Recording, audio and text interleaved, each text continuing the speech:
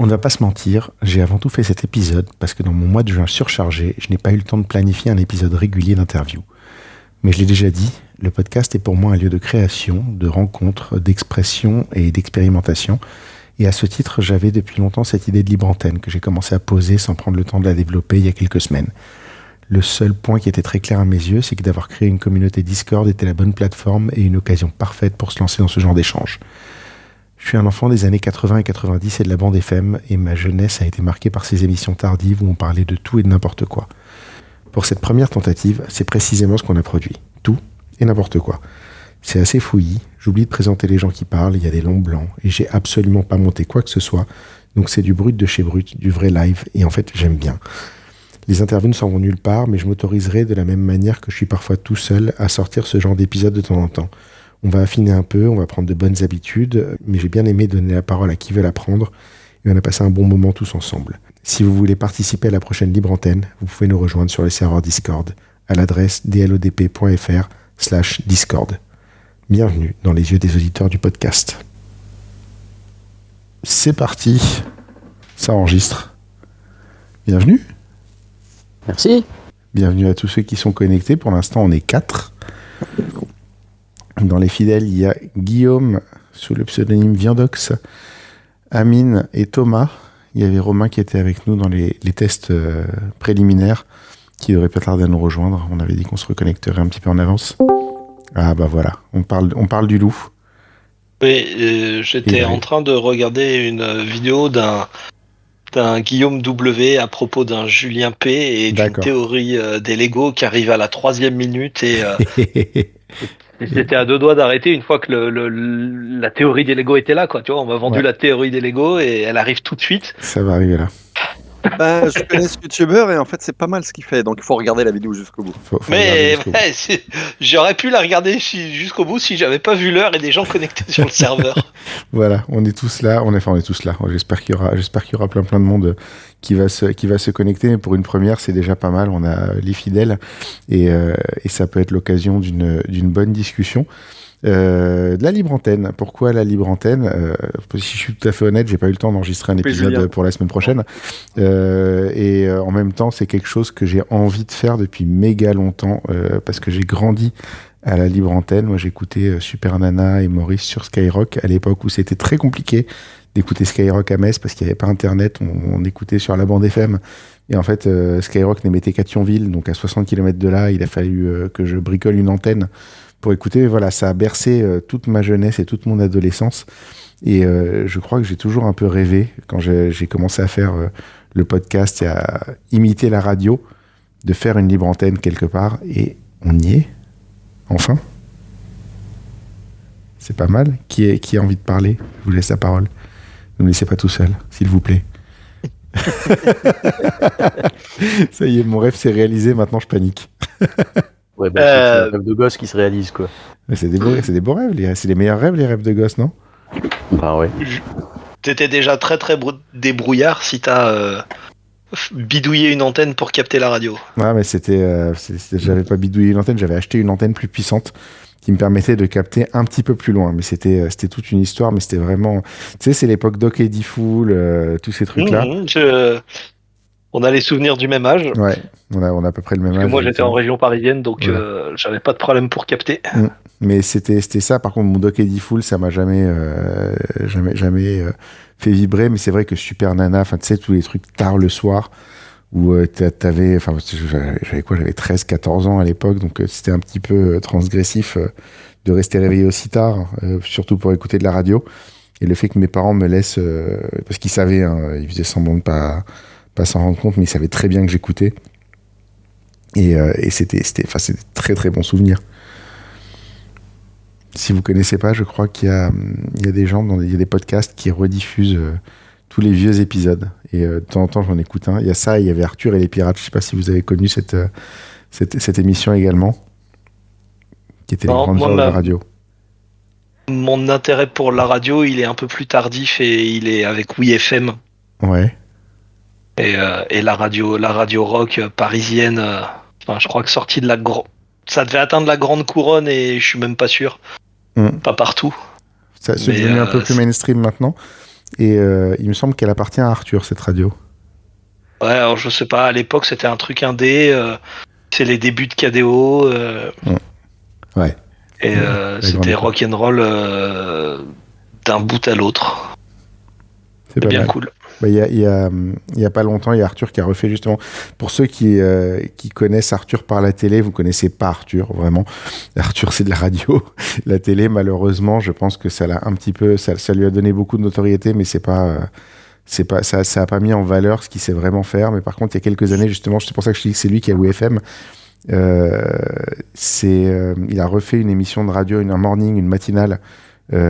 Sur WeFM, probablement parce que c'était à lui qu'il avait besoin de relancer la radio ou je sais pas, mais c'était extraordinaire. Ça n'a pas duré longtemps, mais ça m'a rappelé ses grandes années. En fait, sa première émission télé qui s'appelait Arthur et le roi des cons, c'était une espèce effectivement de captation radio en fait. Ouais, il n'avait pas essayé de refaire le format américain là. Je sais plus, mais c'est son tout premier format à la télé, Arthur et le roi des cons. Parce que moi, je l'avais découvert à la télé, c'était pareil, c'était une nocturne, et il reprenait le format, tu sais, Jay Leno, un peu le Tonight Show. Moi, c'est comme ça que j'ai découvert, et c'est vrai qu'il avait essayé de garder ce ton, et après, il est rentré dans le moule parce qu'il a compris ce qui marchait pas, quoi. Il a depuis revendu WeFM. D'accord. Donc il a fait un petit bénéf en se mettant en scène dessus, quoi. Oh, je suppose. J'espère. C'était une belle cascade en tout cas. Mais c'est franchement, je regrette. Je comprends qu'il n'ait pas envie de faire ça parce que je pense qu'à un certain niveau de notoriété, t'as plus envie de te lever à 4h du matin pour faire le clown à 6h. Mais c'est dommage. C'est dommage parce que les quelques fois où il n'est pas venu, on a vu ce que ça donnait quand il n'était pas là par rapport aux autres qui étaient pourtant des marrants, mais ça prenait pas du tout, quoi. C'était assez terrible. Qui veut prendre la parole, qui veut lancer les sujets? Pas tous en même temps. Hein.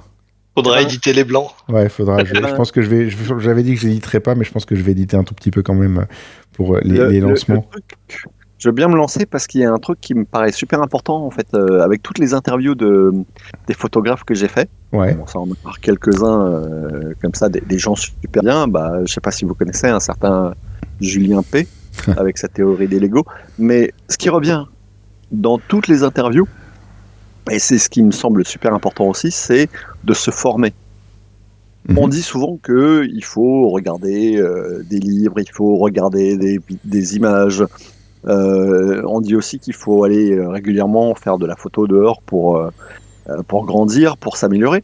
Mais il y a un truc, une composante effectivement dont tout le monde parle, c'est se former et d'aller chercher des conseils auprès de gens qui savent, donc professionnels ou pas d'ailleurs, mais des gens qui savent mieux que nous, parce que je m'en rends compte, moi je suis en train de faire un mentoring avec un photographe qui a un peu de bouteille.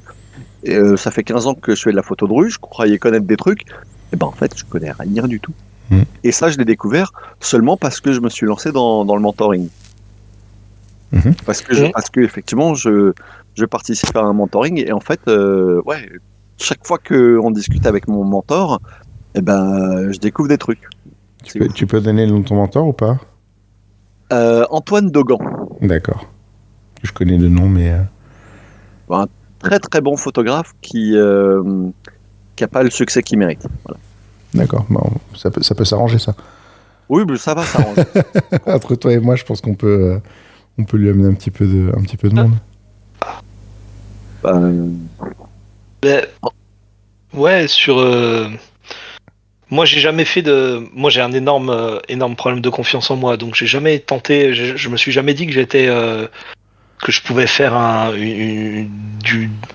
du mentoring, une formation, aller participer à des workshops ou trucs comme ça, parce que j'ai toujours l'impression de rien avoir à apporter avant. Mais il y a un truc qui est clair, c'est que mon passage dans une école photo, dans une école parisienne avec une section photo qui était pas non plus, c'était une école privée, c'était pas un truc exceptionnel.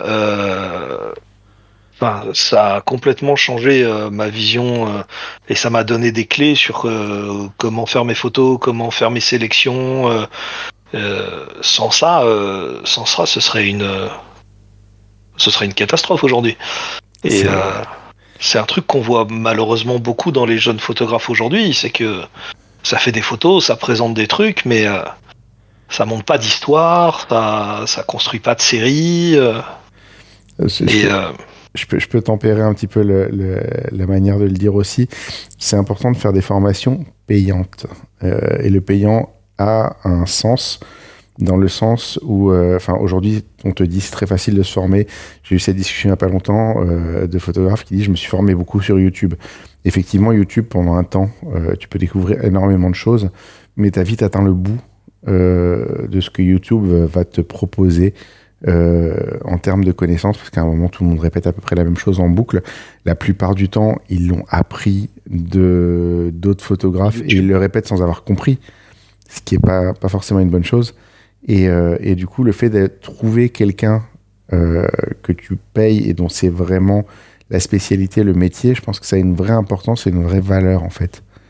On peut discuter la manière de les choisir après, si vous voulez, mais je vous laisse déjà rebondir là-dessus, si ça vous... Et est-ce que tu prêtes pas plus attention à ta formation si, en plus, elle a un côté payant? Ah bah, quand t'as payé, c'est sûr que tu fais plus gaffe.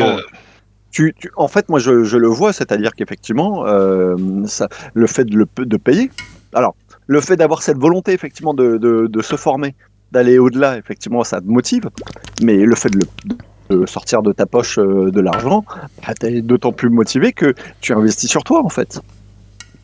Je l'ai vu plein de fois, des gens à qui je disais des trucs, et quand c'est moi qui le dis parce qu'on est allé faire une sortie photo ensemble ou quoi, ça rentre par une oreille, ça sort par l'autre, et qui me reparlent pas longtemps après avoir fait une formation, qui me redisent exactement ce que je leur ai dit, mais ils ont payé, ils ont écouté cette fois-là, tu vois.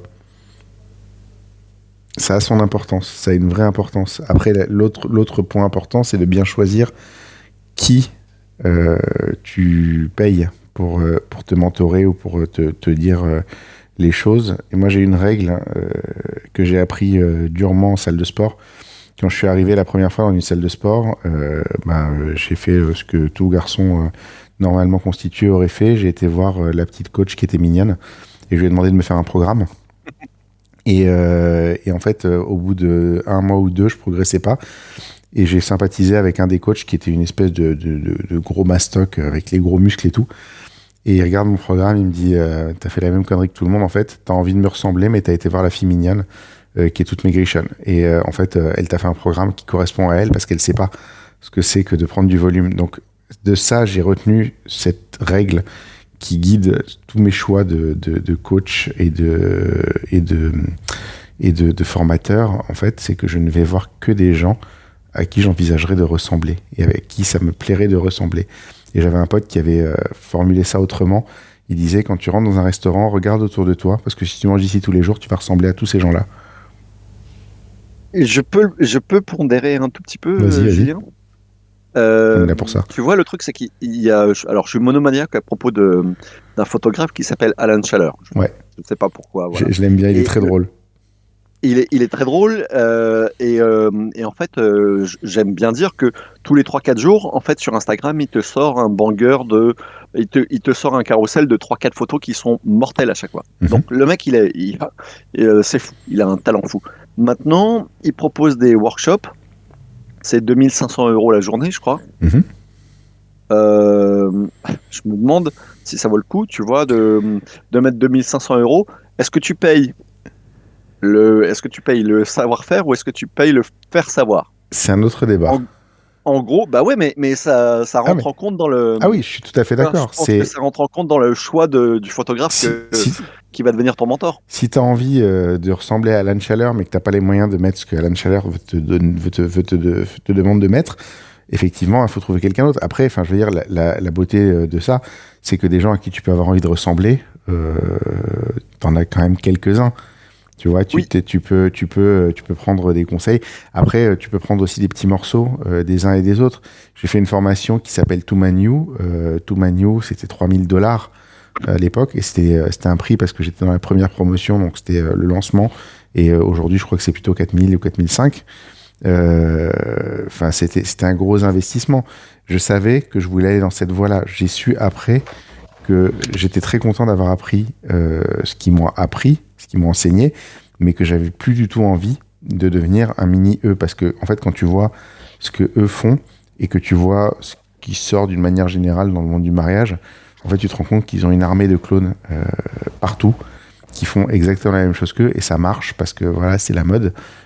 Mais c'est bien de savoir, c'est bien de connaître, c'est bien d'avoir toutes ces bases-là, mais faut aussi être capable d'en sortir. En fait, c'est bien aussi de rester objectif aussi tout du long, tu vois. C'est-à-dire que j'avais envie de leur ressembler, mais pas tant que ça, au final. Mais par contre, j'ai appris beaucoup de choses.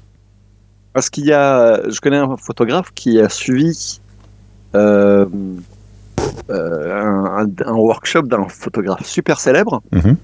Et il a été un poil déçu parce que, en fait, il a, pour le coup, le photographe en question a beaucoup joué sur son nom. Ouais. Et donc, effectivement, le jeune homme qui a participé au workshop, il a appris beaucoup de choses, mais il disait qu'il n'avait pas vraiment beaucoup vu le photographe. Ouais, mais c'était pro, quoi. C'était pas... C'était professionnel, mais c'était pas inspirant, quoi, en fait. Pas inspirant, ou même il disait qu'en fait il n'avait pas eu beaucoup de one-to-one avec le photographe pour qu'il puisse lui présenter son travail. C'est le problème des célébrités, ça. Pardon. Bonjour Amine. Qui se manifeste. Oh. Non, il y avait un voisin qui avait sonné à la porte. D'accord. Et j'étais ouvrir, et puis c'est quelqu'un de très sympathique qui vit tout seul, hélas.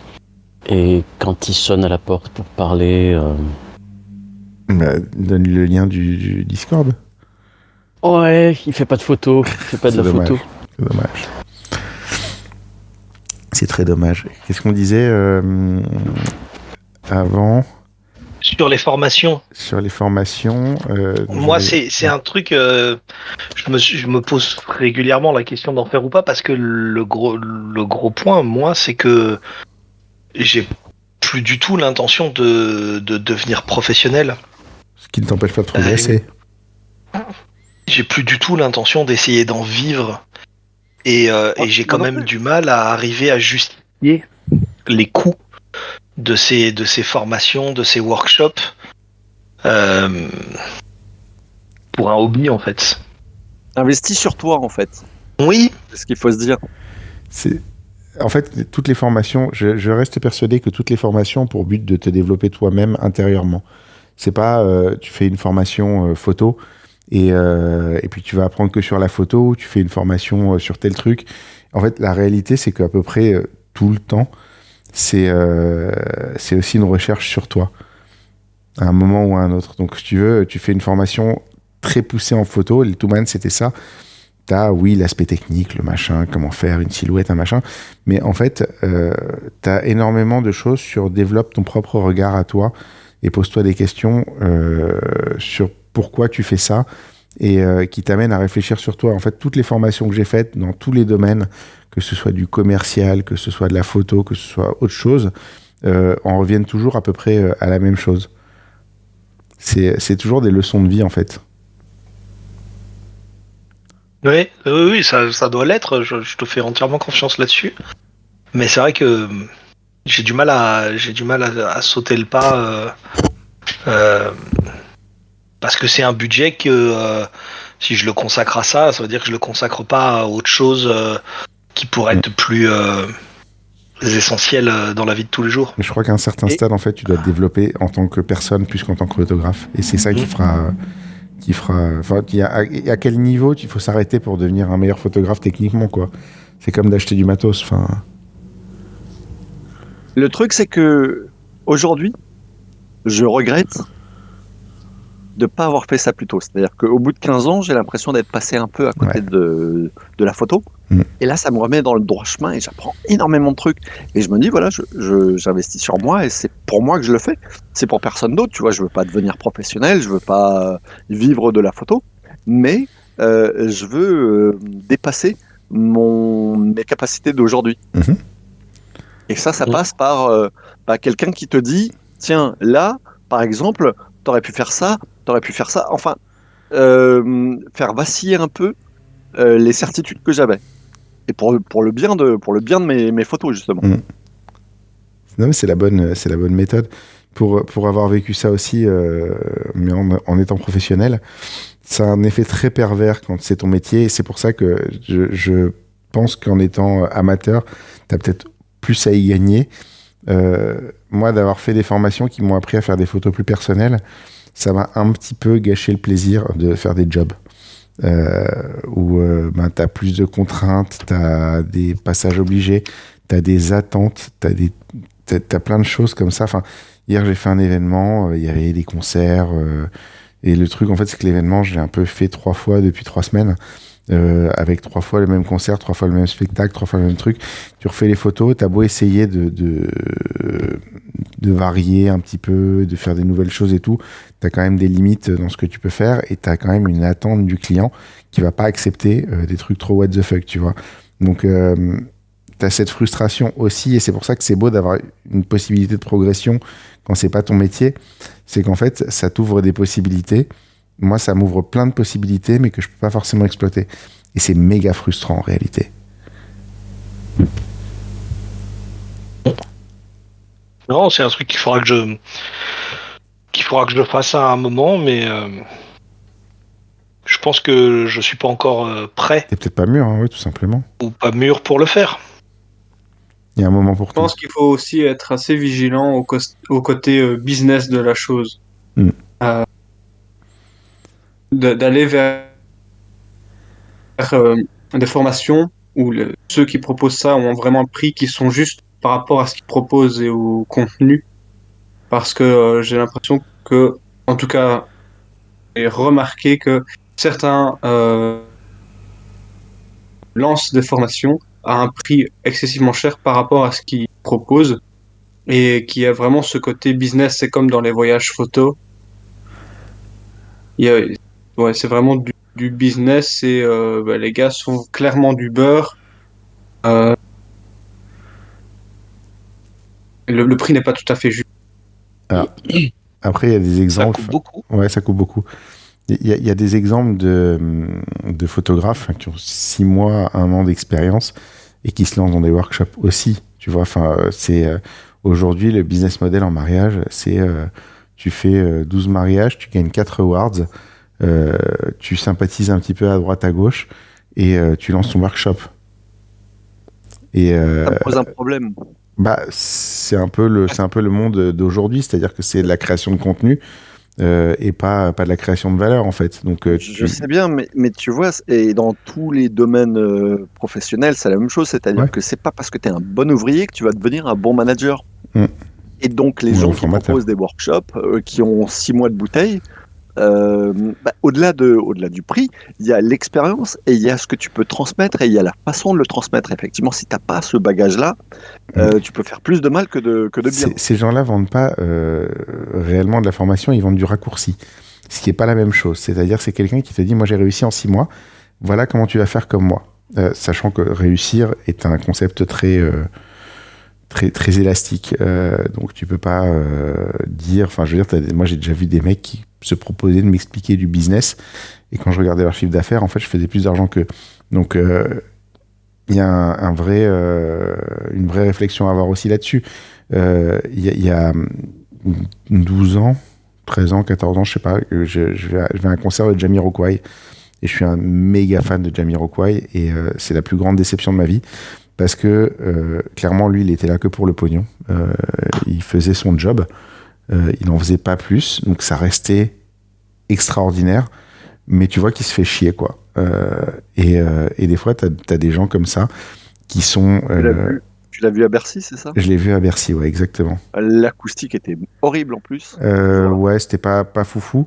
Mais lui, il était clairement pas motivé, quoi. Donc, les pas de danse... Il chantait plus, c'est-à-dire c'est choristes qu'on chantait pendant tout le concert. Non, il a chanté un peu quand même, mais tu sentais tu y étais ? Oui, j'y étais. Ouais. Voilà, tu sentais, t'as senti l'absence de motivation. Il a pas envie d'être là, ouais. Ouais, quelques mois avant, je fais Linkin Park dans la même salle. Et franchement, j'étais moins bien placé pour Linkin Park en plus. Mais Linkin Park, j'en garde un souvenir, mais extraordinaire. C'était une énergie incroyable. Et Jamiroquai, c'était... alors que je préfère historiquement Jamiroquai à beaucoup d'autres artistes. Tu vois, il y a peut-être Michael Jackson encore au-dessus. Mais voilà, mais c'était... En même temps, c'était génial parce que c'était Jamiroquai, mais en même temps, clairement, le gars n'était là que pour faire son pognon et payer ce qu'il devait payer ses impôts, payer son dealer, payer sa Ferrari, payer... Voilà, enfin... Mais c'était à la fois génial et à la fois décevant. Et c'est un petit peu, tu vois, t'as des formations qui sont comme ça, en fait. C'est-à-dire que t'as des mecs qui sont des génies de la photo et qui n'ont plus rien à foutre, en fait, et puis ils ont un loyer à payer. Et ça existe, hein. J'en ai rencontré des très très grands qui sont totalement désabusés aussi, tu vois.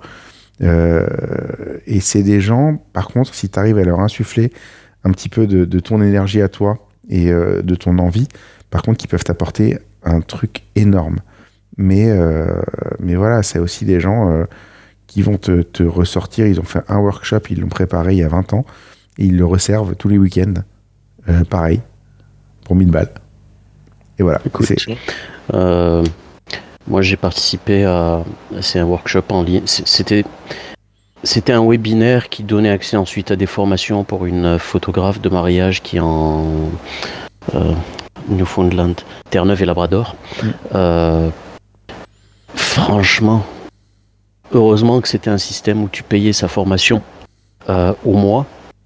Moi, ce que je me suis dit, je me suis inscrit, je vais faire toutes ces formations en un temps record. Ouais. Mais finalement, c'était du basique de chez basique. Et souvent, ces gens, maintenant, c'est des gens qui essayent de te vendre du rêve. Et puis, comme tu le dis si bien, ils ont 3 saisons, 4 saisons de mariage dans le bide. Et quand je dis 3 saisons, 4 saisons, c'est pas avec un mariage tous les jours. Surtout à Terre-Neuve et Labrador, il y a pas 400 millions de personnes. Donc, c'est un mariage par mois quand ils ont de la chance.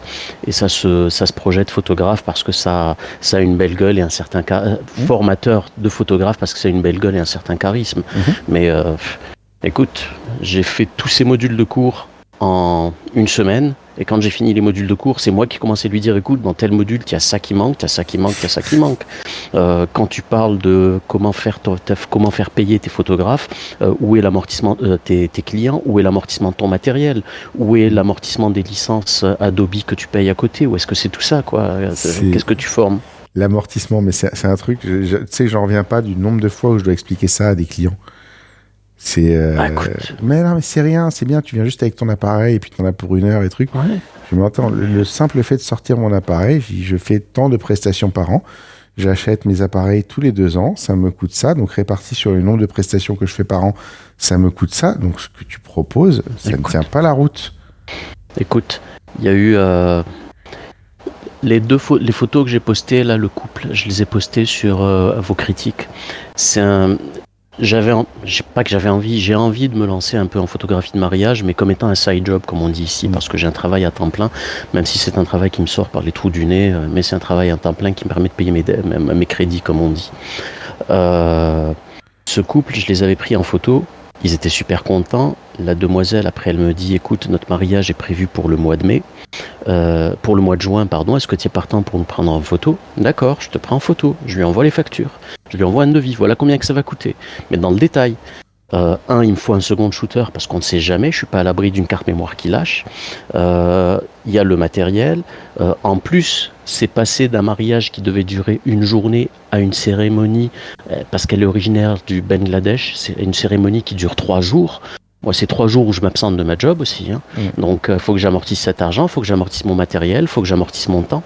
La fille, non, finalement, on va partir se marier au Bangladesh, et puis tout de suite après, elle te bloque sur tous les médias sociaux. Écoute.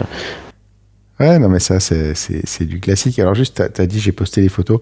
Pour les gens qui nous écoutent via le podcast, donc on enregistre cet épisode via le serveur Discord de Dans l'œil du photographe. Je mettrai un lien dans les notes d'épisode. C'est une sorte de forum où on discute beaucoup et où donc de temps en temps on va enregistrer, on fait des discussions vocales comme ça, et de temps en temps on va enregistrer une libre antenne où on va discuter de plein de sujets. Donc là on est 5 aujourd'hui et voilà, c'était juste pour situer un petit peu où nous nous trouvons. Donc avec moi nous avons Amine qui vient de parler, on a Romain, on a Thomas et on a Guillaume, pour si vous vous demandez à qui appartiennent ces voix qui s'expriment. Mais Amine, oui, je plus sois ce que tu dis, effectivement, tu as des gens qui ont du mal à comprendre.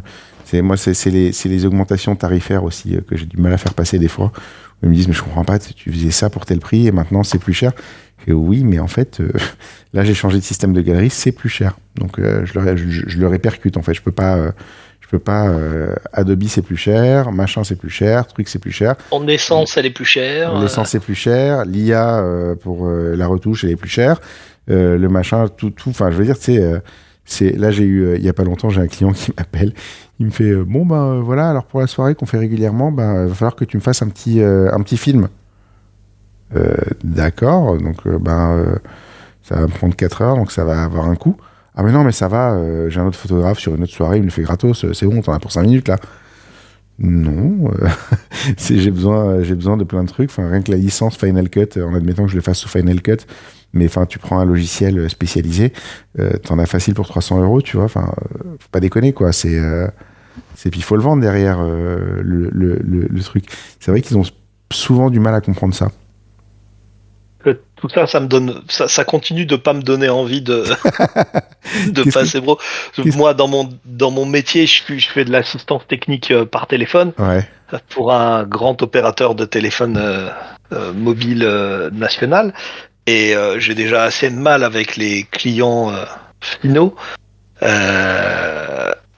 Mais quand s'il s'agissait en plus d'expliquer de vendre mes prestats et d'expliquer pourquoi ça coûte tant. C'est des cas à part. Hein. Ils sont pas tous comme ça. Oui, non, mais j'ai bien conscience que c'est pas la majorité. Mais ça arrive. Ça arrive. Alors, on a l'impression à nous écouter que ça arrive tout le temps.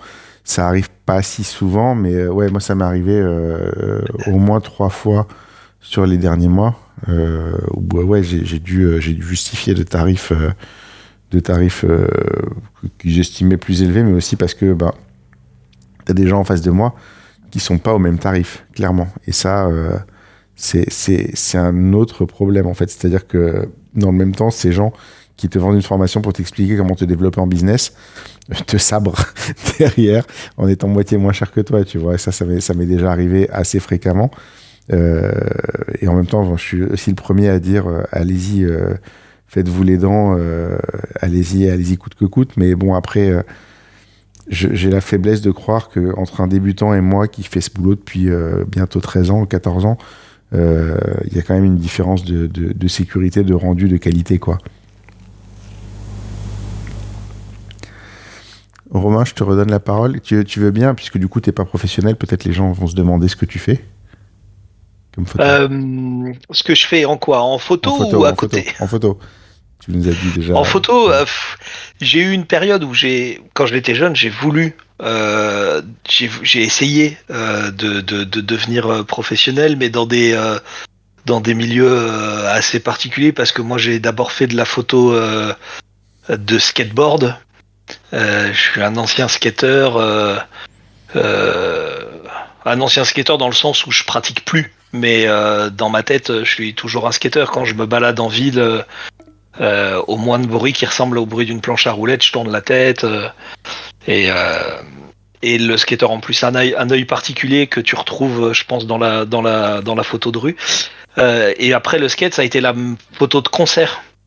Et le problème, c'est que dans les deux disciplines, si t'as pas de... Encore plus qu'ailleurs, je sais pas, mais si t'as pas de relation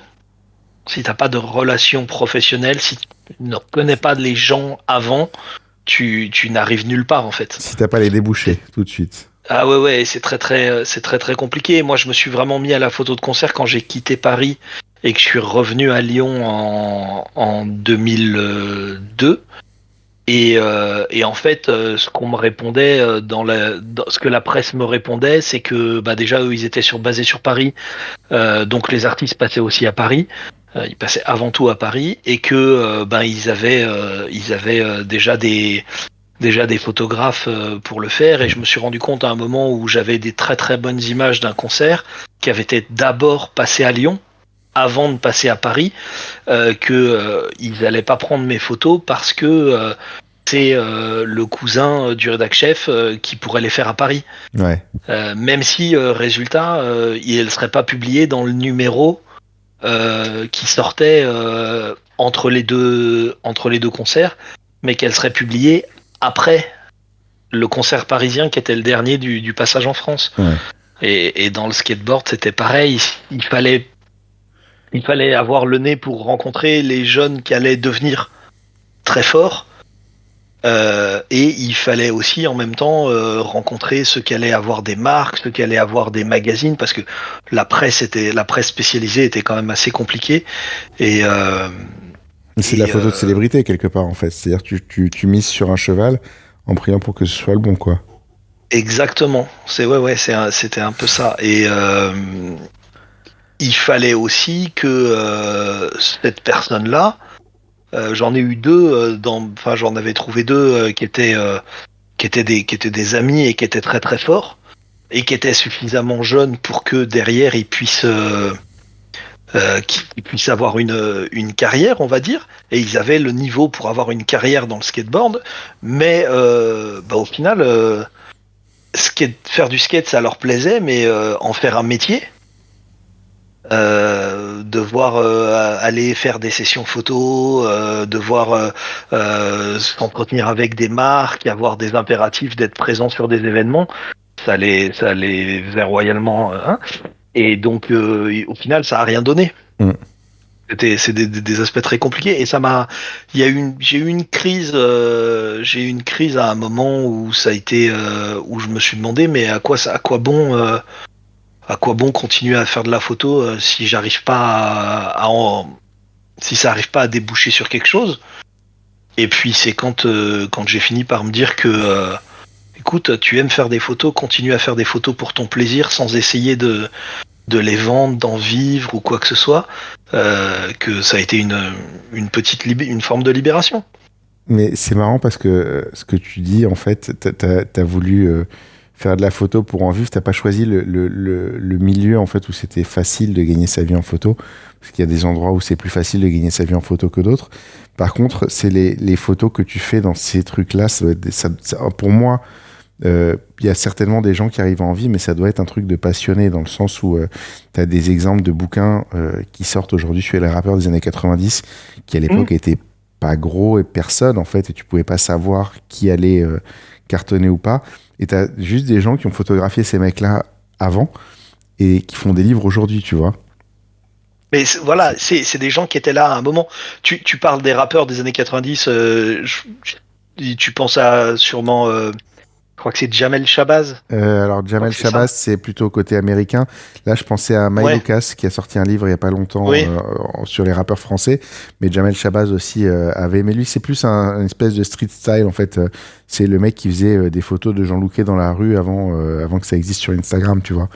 Mais là, tu vois, j'étais juste avant, j'étais aussi sur le site Petapixel, et ils viennent de sortir un article sur Hugo Land, un photographe qui, dans les années 70, a photographié la naissance du skateboard. Ouais. Bon, il vient de sortir un bouquin. Forcément, quand t'es à la naissance d'un phénomène, mais c'était pas de l'argent, et que tu as la chance qu'il prenne de l'ampleur, c'est pas pareil que quand t'arrives beaucoup plus tard. Mais c'est pas une question d'argent en fait. Et ce que je veux dire, c'est que on est un des médias, mais c'est un peu ça qui est triste d'ailleurs, c'est qu'on est souvent reconnu sur le tard en photo, parce que tu es au bon endroit au bon moment, tu fais le bon travail, mais en fait au moment où c'est sous le nez de tout le monde, finalement tout le monde s'en tape de ça, et puis 30 ans après, t'as la naissance du skateboard, t'as la naissance du hip-hop, et t'as le seul témoignage qui existe de ça.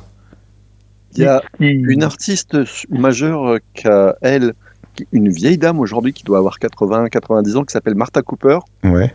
Qui est à l'origine en fait, c'est elle qui a popularisé le graffiti. Et en fait, quand elle a commencé à faire ça dans les années 70, dans les années 80, elle n'avait pas de boulot, elle travaillait gratuitement, personne misait un copec sur elle. Elle a continué à faire des photos et elle a gardé toutes ses archives. Et aujourd'hui, elle a sorti plusieurs bouquins et c'est une artiste majeure. Mais en fait, je pense qu'elle n'a pas fait ça pour se dire je vais gagner de l'argent avec ça. C'était plus une passion. C'est ça l'art en fait. C'est ça. Ouais. C'est ça l'art, c'est qu'en fait tu fais quelque chose parce que tu kiffes de le faire. Et ça, à un moment, ça prend. Enfin, regarde Invader. Invader, au départ, c'est juste un mec qui achète des bouts de carreaux de piscine, qui fait des petits invaders et qui les colle dans la rue pour s'exprimer. Et le gars, il vient de faire une expo à Paris monumentale où j'ai voulu y aller 2 fois et j'ai jamais réussi à avoir une place dans les tranches horaires qui m'intéressaient. Bah, dans les années 2000, Invader, Konami, non, c'est Atari, lui ont demandé de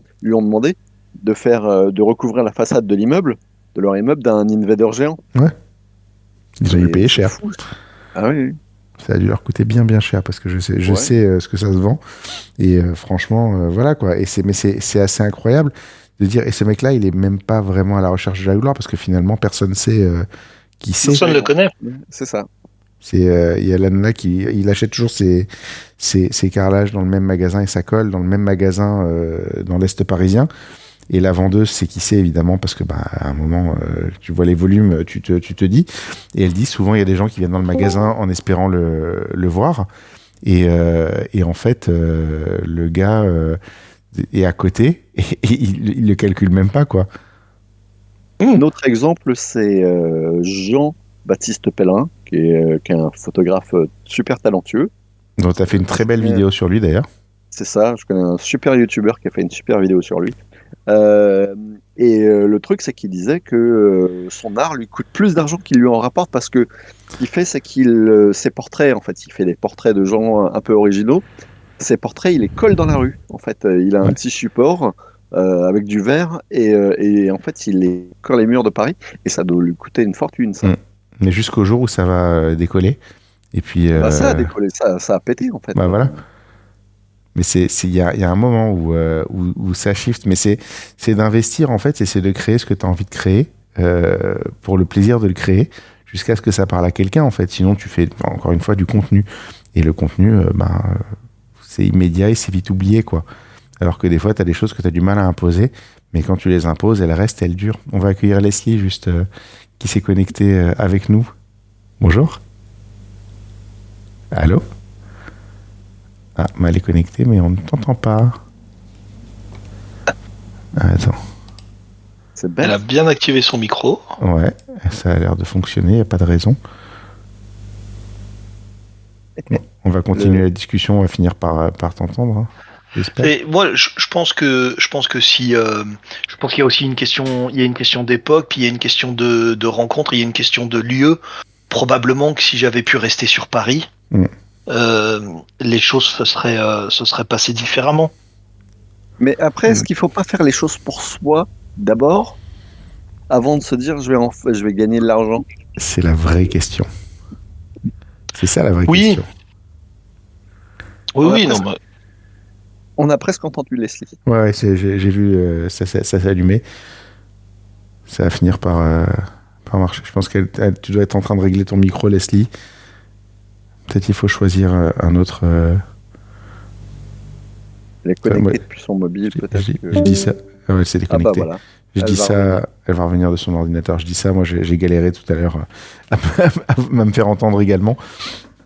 Donc c'est pas forcément réussi. J'ai pas forcément l'exemple qui peut se permettre de juger. Non, mais la vraie question c'est ça en fait. C'est pourquoi est-ce que tu crées? Est-ce que tu crées pour tes followers et pour faire le buzz et pour un succès rapide, ou est-ce que tu crées et ça en revient toujours à ça, même sur les formateurs en fait. C'est la même question. C'est pourquoi est-ce que tu fais ça en fait? Est-ce que tu as vraiment quelque chose à transmettre, ou est-ce que tu as juste envie de faire un peu de pognon, quoi? Tu vois, on parlait tout à l'heure des formations. Magnum, ouais. La célèbre agence Magnum, fait du tutorat, du mentorat, pardon.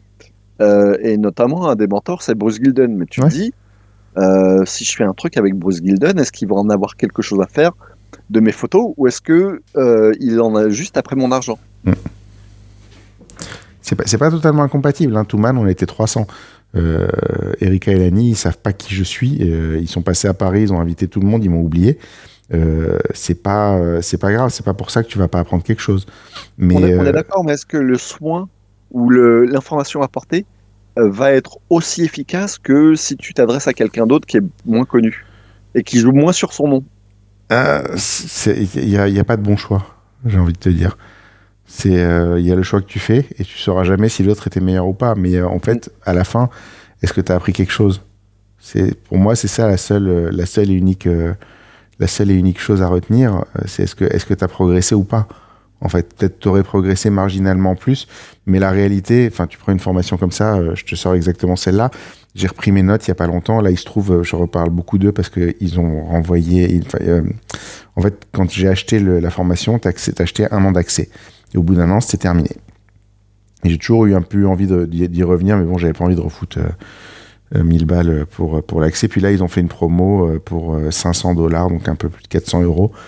T'as accès lifetime à toutes les leçons, donc je l'ai repris. Et j'ai recommencé à regarder. Et je suis choqué, en fait, de voir, c'était à peine il y a 4 ans. Pourtant, Dieu sait que je l'ai fait sérieusement et j'ai vraiment pris des notes et j'ai tout fait. J'ai retenu 5% de ce qu'ils ont dit. Pas plus. Et en fait, dans toutes les formations, même dans ton matos et tout, avant d'arriver à exploiter plus de 15 ou 20%, tu as quand même beaucoup de marge. Donc en fait, est-ce que ça a vraiment une importance qui va t'apporter plus ou moins d'attention? Est-ce que des fois, enfin tu vois, tu parles de Bruce Gilden par exemple, moi j'ai des bouquins sur Daido Moriyama et j'ai, comment il s'appelle, Joël Meyerowitz, je l'ai sous les yeux en plus les livres, je cherche, qui ont fait des livres. Est-ce que ces mecs-là, faire un workshop avec eux, ça a du sens ou pas?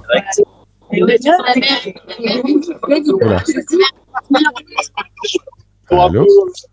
Allô. Là. Salut Alexandre. Il a coupé son micro. On va avoir Alexandre nous rejoint d'un bar ou... Ouais, je pense qu'il est dans une ambiance un petit peu festive. Il est peut-être encore à Disney d'ailleurs. On a fait un événement ensemble il y a 2 jours de ça, où il était photographe principal sur les 3 jours. Et moi, je suis venu faire des trucs très très spécifiques.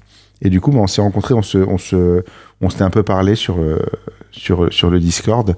Et je sais qu'il écoute le podcast depuis un certain temps. Mais du coup, c'était très rigolo en fait d'arriver et pour une fois d'avoir une connaissance du photographe avec qui je travaillais. Parce que d'habitude, j'arrive, je découvre et ça se passe plus ou moins bien. Mais là, franchement, c'était plutôt très cool. D'ailleurs, il a des belles photos de moi très compromettantes, je pense. Il va nous confirmer ça. Qu'est-ce qu'on disait? On disait oui que t'as des choses à apprendre. Je pense que les très très célèbres, en réalité, la seule chose qu'ils peuvent t'apprendre, tout ce qu'ils peuvent t'apprendre, quand ils ont fait des bouquins, paie-toi le bouquin. Pour 20 balles, t'as la même chose en fait. Allô? J'entends plus personne, moi. Alors, c'est pas cassé, c'est juste qu'on parlait pas. D'accord. Des fois, j'ai peur. Mais moi, dans ma famille, je suis le photographe de la famille, donc quand il y a des jeunes qui veulent faire de la photo, ils viennent me demander et c'est vrai que le premier truc que je leur dis, c'est regarde des photos. Enfin, fais des photos et regarde des photos. Regarde. De toute façon, c'est la base. Fais des photos, regarde des photos et montre tes photos. Moi, c'est un truc que j'ai pas assez fait. J'ai pas assez montré mes photos à des professionnels, on va dire. D'ailleurs, la différence entre ceux qui réussissent beaucoup et les autres, c'est souvent ça, c'est de montrer ses photos. Je pense que ça aide beaucoup, effectivement, de regarder des photos et d'aller en faire. Mais il y a un moment donné, si on prend par exemple l'exemple de Alex Webb, c'est pas parce que tu lis et que tu regardes des bouquins d'Alex Webb, si tu regardes son fameux livre The Suffering of Light, qui est un chef-d'œuvre. Malheureusement, c'est dommage, mais je l'ai à la maison, je l'ai regardé des milliers de fois, et pourtant je fais pas encore des photos comme Alex Webb. Donc il y a une histoire effectivement de compréhension des choses aussi. Attention, on parle pas du même livre. On parle pas de la même chose. Tu parles d'un livre photo, je te parle d'un livre où ils expliquent un peu leur démarche en fait. Ah, Daido Moriyama avait fait ça s'appelle I Want to be a Photographer ou un truc comme ça. Il en a plusieurs. How I Take Photographs, celui que j'ai. Par exemple, ce livre-là me fait désactiver la prévisualisation des photos quand tu les prends sur tous mes appareils. Et en fait, je me rends compte que je prends moitié moins de photos juste à cause de ça. Matt Stewart a un super bouquin aussi comme ça. J'ai pas lu celui-là, mais t'as plein de trucs. Une vision de la photographie de Meyerowitz. Je crois qu'on en avait parlé, Guillaume, non? De ce livre-là, qui est une merveille parce qu'il te donne énormément de pistes de réflexion, en fait. Meyerowitz, alors je me rappelle pas du nom du livre, mais il a fait des livres pour enfants. Ouais. C'est une couverture jaune, il faudrait que je retrouve le titre du livre, mais c'est à destination des enfants, mais ça peut servir à des adultes, tant les conseils sont excellents en fait. Ouais, mais c'est encore une fois, on en revient toujours au même truc. En fait, la formation t'amène toujours à un développement de toi, en réalité. Enfin, t'as des formations techniques, mais la vraie formation en photo, c'est l'introspection et c'est qu'est-ce que tu veux raconter, en fait. Et d'ailleurs, il y a un livre de Meyerowitz que je conseille à tout le monde, qui s'appelle Masters of Photography. C'est celui-là dont je te parle. Hein? C'est celui-là dont je te parle. Ok. C'est pour 15 €. Ouais. T'as une masterclass. C'est extraordinaire. Que tout le monde devrait lire, quoi. Mais tout le monde devrait le lire et tout le monde devrait le lire à minima 4 ou 5 fois.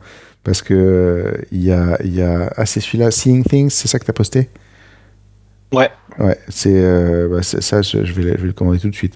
Mais c'est pour les enfants, mais effectivement, n'importe quel adulte pourrait trouver des choses intéressantes à lire et trouvera des choses intéressantes à lire dans ce livre. Non, mais c'est un bon truc. Mais c'est vrai que tu vois, un Meyerowitz, je sais pas si je ferai un workshop avec lui après avoir lu ce bouquin, parce qu'en vrai, j'ai l'impression qu'il m'a dit tellement de choses là-dedans que je vois pas ce qu'il va rajouter de plus en fait en personne. Peut-être qu'il va te critiquer. Bon, c'est toujours important de faire voir ses photos à des grands photographes. Je l'ai raconté récemment.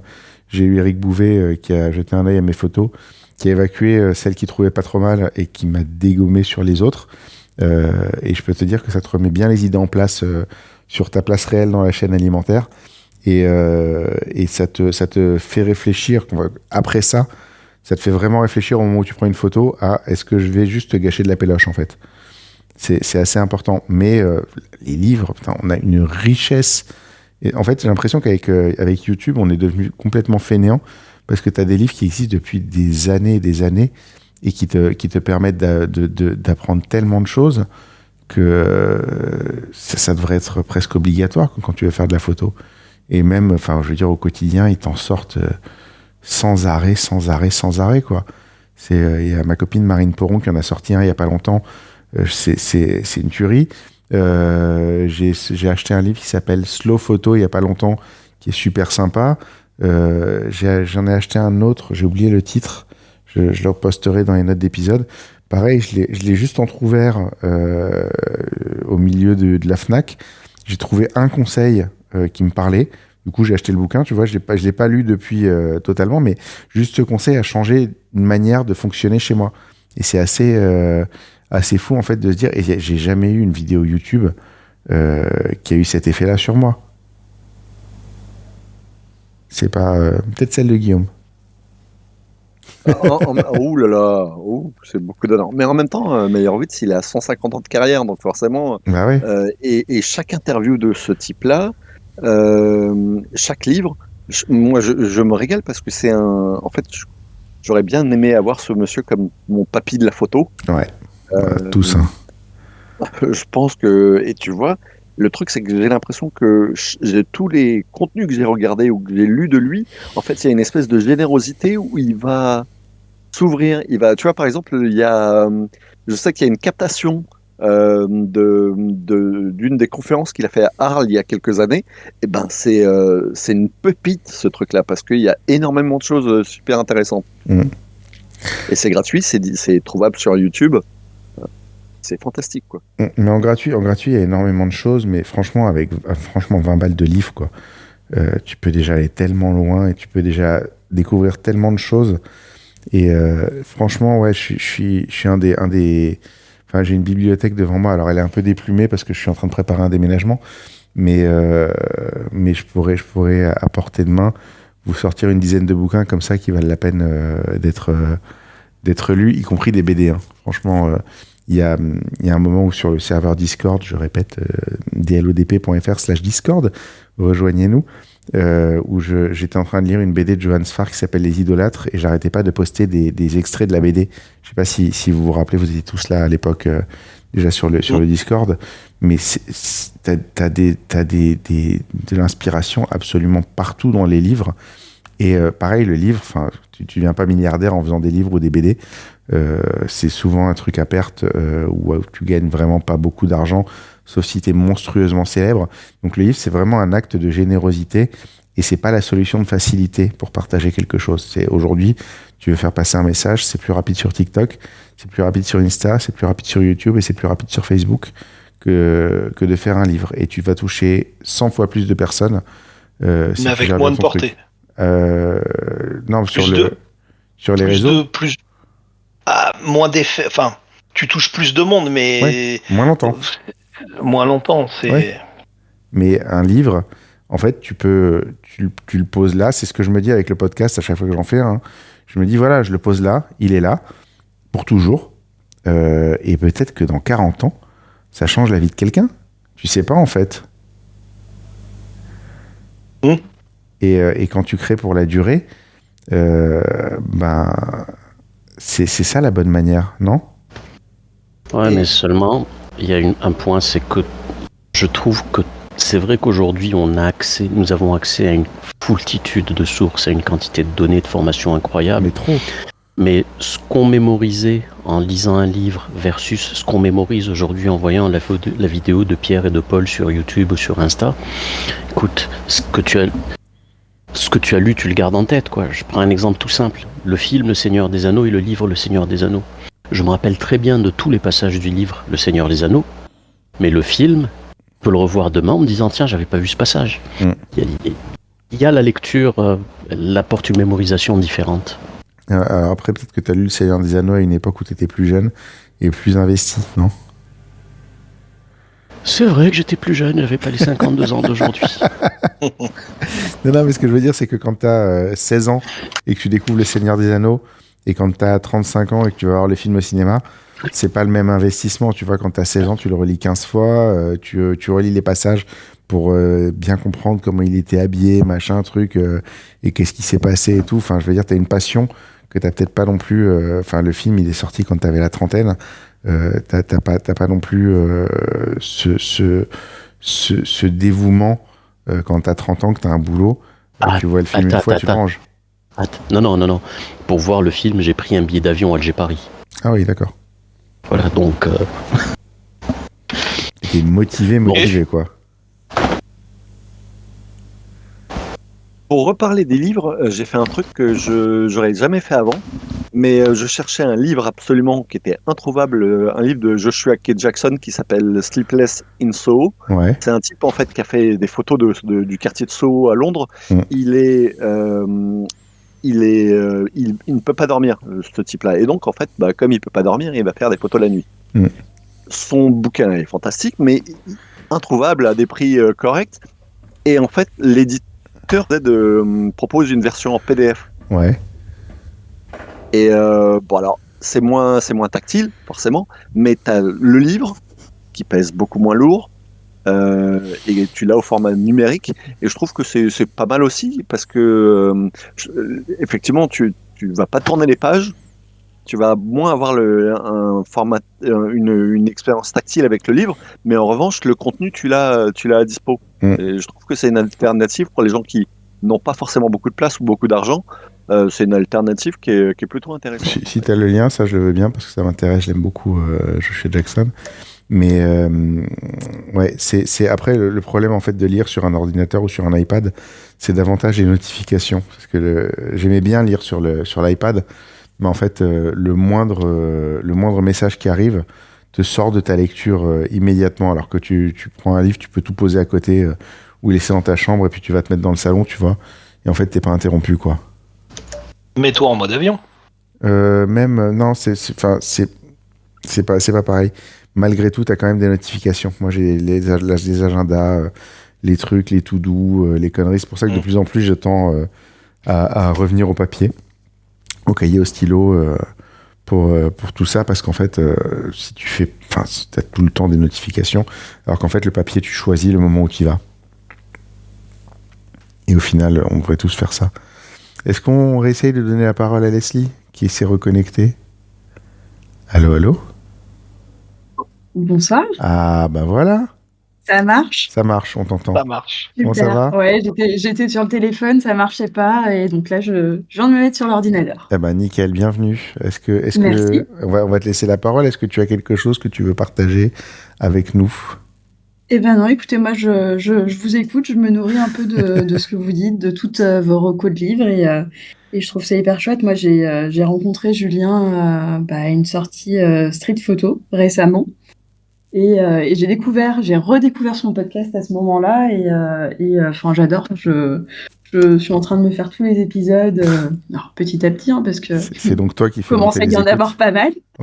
Ouais, l'air de rien, je me rends compte que il y a quelqu'un qui m'a envoyé un truc Spotify en fin d'année dernière. Vous avez écouté 92 heures de Dans l'œil du photographe. En fait, j'avais calculé que ça faisait plus de 4 jours.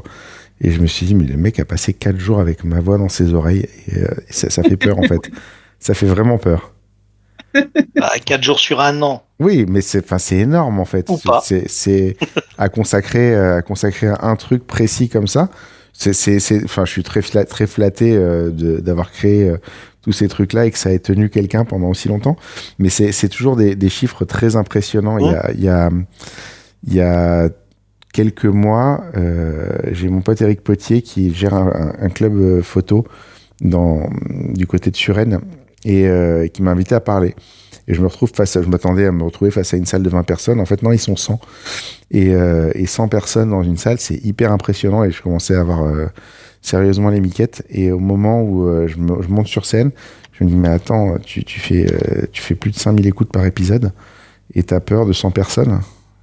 Et tu remets les choses en perspective comme ça. Et ça fait quelque chose quand même de se dire ça, en fait. Le direct et devant une salle et les écoutes des podcasts, ça reste...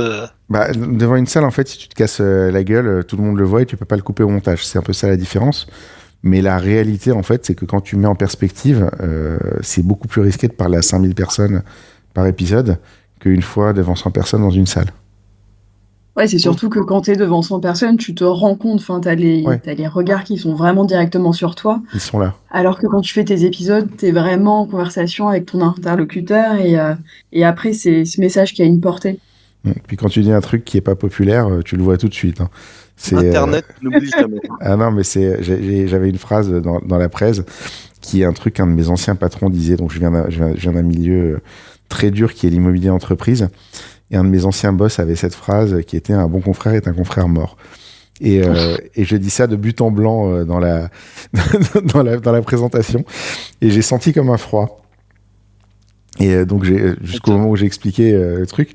Et effectivement, tu te rends compte qu'il y a certaines choses que tu peux dire en enregistrant et en prenant le temps d'expliquer. Puis en plus, tu le réécoutes derrière, donc tu te rends compte de la connerie que tu as dit. Et en tout cas, de la manière dont tu l'as dit.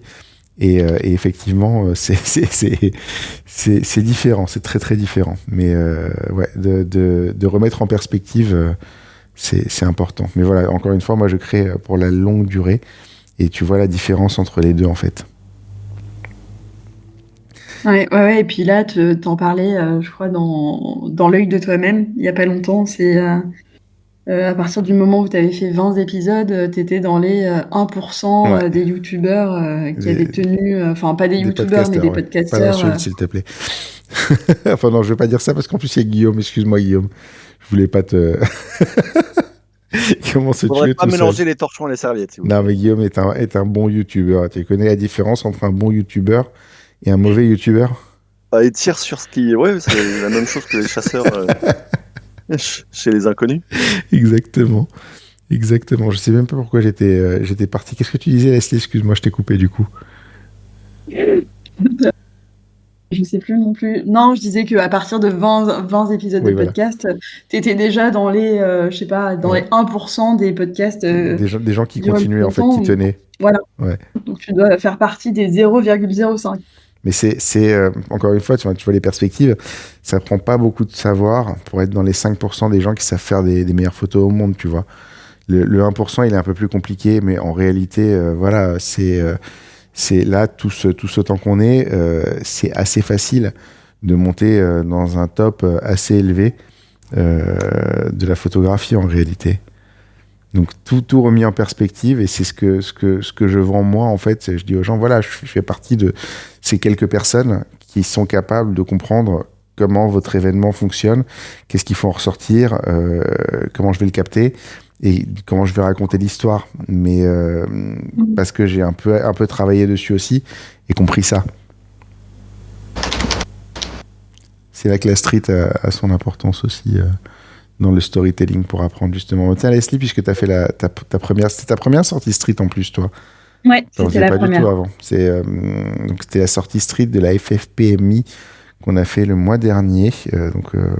C'est moi qui organise en fait ces événements-là pour Paris, pour un peu fédérer tous les photographes qu'on se connaisse, parce que la FFPMI est un syndicat de photographes et des métiers de l'image où on essaie de se regrouper. Pour se regrouper, il faut donner aux gens des envies de se regrouper et des raisons de le faire. Et donc un des moyens qu'on utilise, c'est ça. Et moi, je suis volontaire parce que j'aime bien.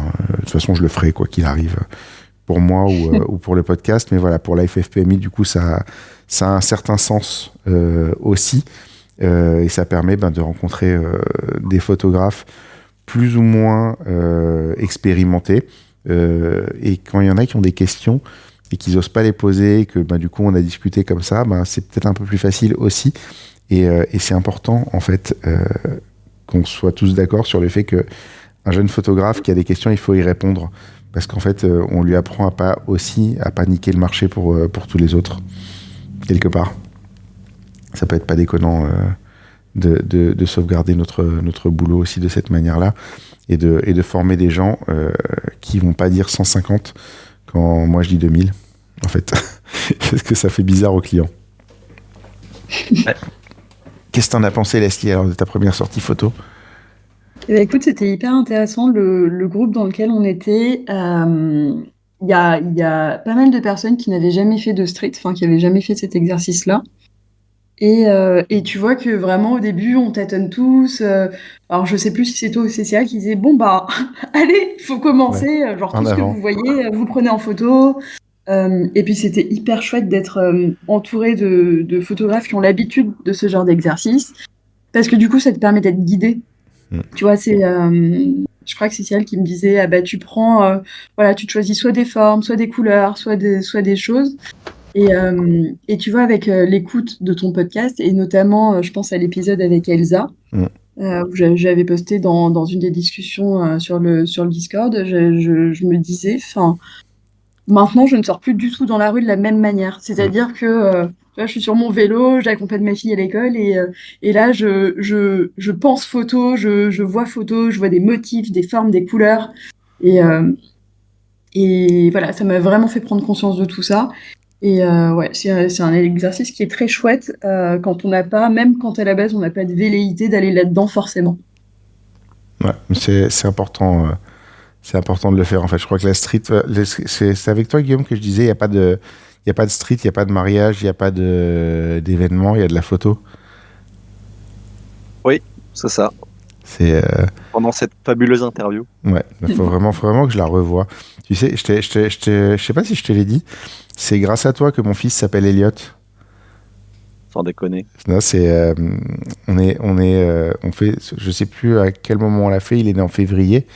Il est né le 1er février. On l'a fait tout début janvier. Tout début janvier, je sais pas. Et en fait, une nuit, j'ai le petit dans les bras, j'arrive pas à dormir et je me regarde en me disant est-ce que j'ai pas dit trop de conneries. Et à un moment, on parle d'Elliot Erwitt qui vient de mourir. Et on était en train de chercher le prénom. Et on n'était pas d'accord, en fait. Enfin, ma femme avait un prénom et moi, j'étais pas très d'accord. Et je cherchais une alternative. Et au moment où on parle d'Elliot Erwitt, je dis, Elliot. Et en fait, j'ai imposé Elliot suite à ça. Bon, écoute, regarde, dans quelques années, tu m'invites à la bar mitzvah, il faut qu'on reste en contact. C'est toi qui feras les photos, peut-être. On va voir s'il va falloir te professionnaliser un peu et faire une formation ou deux avec Joël Meyerowitz d'ici là. Quand même, au moins. On a un nouveau connecté, ça arrive très très tard. Vous revenez tous du boulot, je pense. Cédric, bonjour. Salut. Ah voilà, le micro marche du premier coup cette fois. Bienvenue. Super. Comment ça se fait que tu arrives aussi tard? Ça fait plus d'1 heure qu'on parle. Écoute, la Belgique jouait, j'ai regardé le match et voilà. Voilà. Ils ont gagné ou pas? Ils ont gagné, ouais. Combien? 2-0. Romelu? Un but de Romelu, ouais. Ah bah voilà, quand même. Et le premier, je sais pas, j'ai pas vu, je suis arrivé trop tard en fait. Il s'est rattrapé de son match pourri du Oui, premier c'est match. ça, ouais. Il avait besoin de se faire pardonner beaucoup de choses.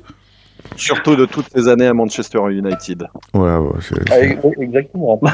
si on commence à parler de ça.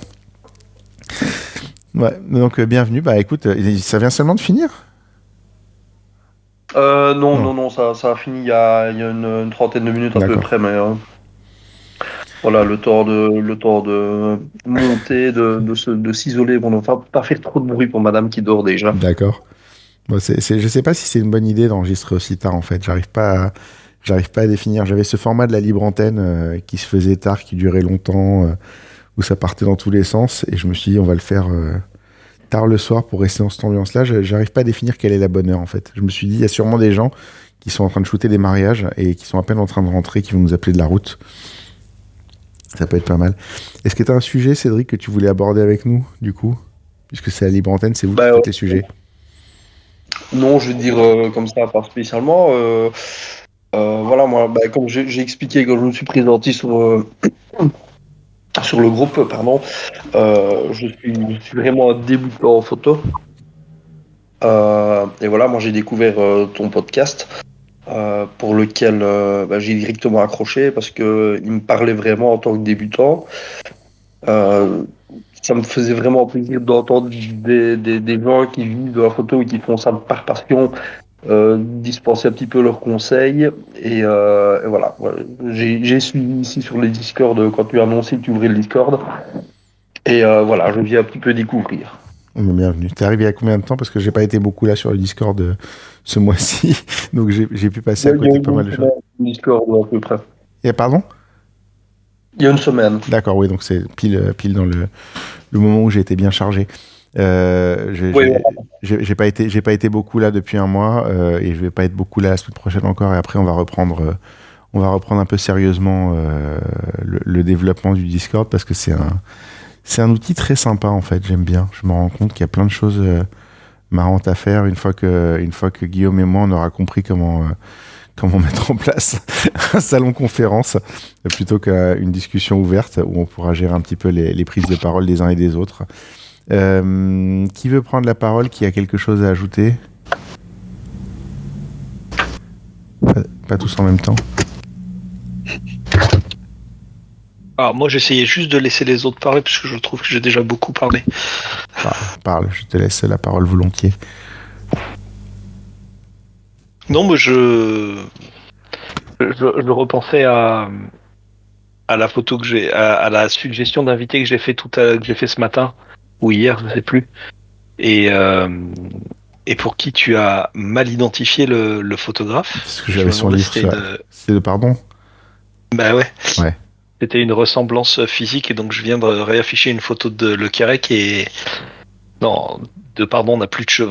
Non, en fait, j'ai dit Le Quérec parce que j'ai un livre de lui sur mon bureau là et du coup c'est le nom qui m'est venu et je pense qu'il a dû faire 2-3 photos de Johnny aussi par rapport à ce que tu as posté. Donc du coup c'est le nom qui m'est venu, mais j'aurais réfléchi 5 minutes, j'aurais pas forcément répondu ça.